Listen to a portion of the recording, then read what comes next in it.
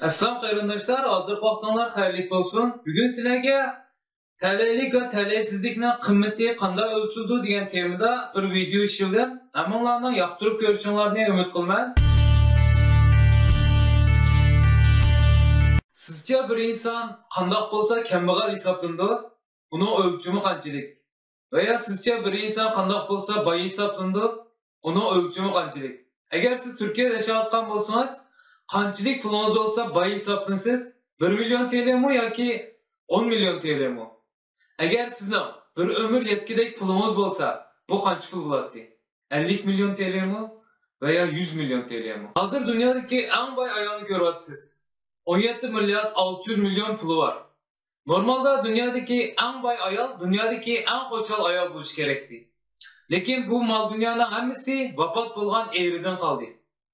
U bo'lsa dünyadaki en boy ve en akıllı insanlardan biri 60 yılının qurg'uvchisi ve dadısı Steve Jobs. Rak keselidan öldü. Bu videoni ostidagi tushuntirishga Steve Jobs'ning o'qish bitirish marosimida qilgan ayrilish nutqini qo'yib qo'yman. Agar vaqtingiz bo'lsa ko'rib chiqing. O'zining ulug'ligini bildigan birisining maktabiga berib o'qish bitirish marosimida qilgan ayrilish nutqi qanday bo'ldi, uni bir ko'rib chiqing. Agar siz o'zingizning qachon ulug'ligini bilsangiz, bu sizga nisbatan baxt bo'lamdi yoki baxtsizlik bo'lamdi. Hozir ko'rganingiz xato tutilib qolganligi 40 yildan keyin o'ttirga chiqqan va 21 milyon dollar to'lam olgan birisi. Qiz do'sti va bolasini o'ldirdi degan jinoyat bilan 40 yil begunoh turmada yotibdi. Bu berilgan pul bu odamga tasalli bo'lamdi. 31 yoshida turmaga kirgan odam 71 yoshida chiqqan bo'lsa, bu adolatlikmi? Bu yana bir voqea. 45 yıl xato turmada yotgan odam 1 milyon 500 ming dollar to'lamabdi. 27 yoshida turmaga kirgan odam 72 yoshida chiqibdi. Bu ikki odamda qaysi kerak talaylik? Boshda begunoh 40 yil etib 21 milyon dollar to'lam olgan odamga ichimiz og'rigandi. Endi u odamdan hozirgi bu odamdan bekerek talaylik ekanligini ko'rdik. Endi Titanic to'g'risida ikki hikoyam bor, bularni sizlarga deb beray. Hammamizdan bilgandek 1912-yil 4-oyning 15-kuni Titanic kemisi dengizga g'arq bo'lib ketdi. Titanic cho'kib ketib, 2 yildan keyin Titanicning qarindosh kemisi bo'lgan Britannic ismli kemimi dengizga cho'kib ketdi. Endi yana oldimizda 2022-yili Titanic 2 chiqmoqchi.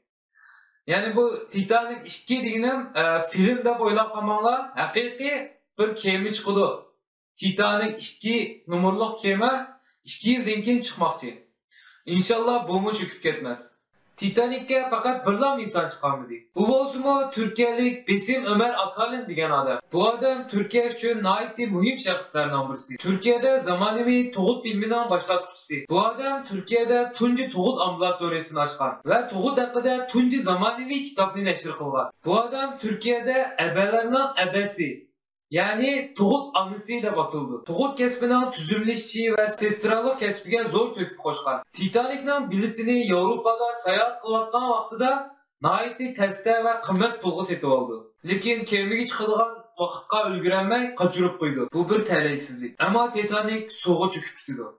Besim Ömer Akalin apandim bo'lsa qutulib qoldi. Ham davlatida nurg'un to'kpilarni qo'shidi. Nurg'un yangi bovoqlarning sog'lom tug'ilishiga to'kib qo'shidi. Bununla en talaysiz bo'lgan yeri nihoyatda tezda va qimmat pul sotib olgan biletini shirtamay qoldi. Ama en talaylik yeri bo'lsa, bu odam o'limdan qutulib qoldi.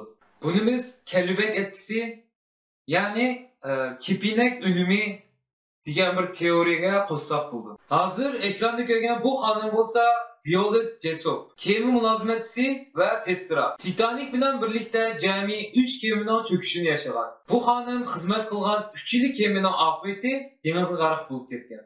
Eng talaylik yeri bo'lsa 3 yil ham kemadan qutulib qolgan. Eng talaysiz yeri bo'lsa bu xonim xizmat uchun chiqqan 3 yillik kema dengizga g'arq bo'lib ketgan. Buni biz talaylikmi demdik yoki talaysizmi demdik? Bununla siz karar verin. Şuna hayatınızda Violet Jessop isimli bir xonim uchrab qolsa, undan uzoq turing va chaqchaqinmang. Oxirida talaylik va talaysizlikning o'zaro tuqqan bo'lib kelganligini tasvirlab tugtaylik. Buni biz Nova önümü deymiz. Yani Nova etkisi. Alekis isimlik bir adam Nova isimlik bir iştini tişiga çögletkile çıkıdı. Andın ilk yolda toşkanlı birini körüp kılıp onu qoğlap ağzından kaçıp gidiyordu. Alekis bolsa hem yerge iştini yoqap ketkenlik elanını asıdı. Bir iş günden keyin birisi uyunun işkini çekiyordu. İşkini assa naik çıraylı Alisa isimlik bir kızcak iştini tepilip ekelgenlikini deydi. İştini körüp, quchoqlab, didarlashgandan keyin Alisa isimli qizchaqni qahvaga taklif qildi. Shuning bilan Alekis va Alisa bir-birini yaxshi ko'rishib, oxirida to'y qildi. Bir kuni Alisa ishdan tushib, Alekisga telefon qildi va o'zini idorasini oldidan elishni so'raydi. Alekismi tayyorlik qilib, Alisani Alg'ilmonga yo'lda qatnash voqeasiga uchrab, doktorxonaga kirib qoldi va davolanishga boshlaydi. Alekis sal saqaygandan keyin doktorlar kelib, sizga bir xush xabarim bir şum xabarim bor deydi. Şum xabar bo'lsa, mengizda o'smi bor ekan.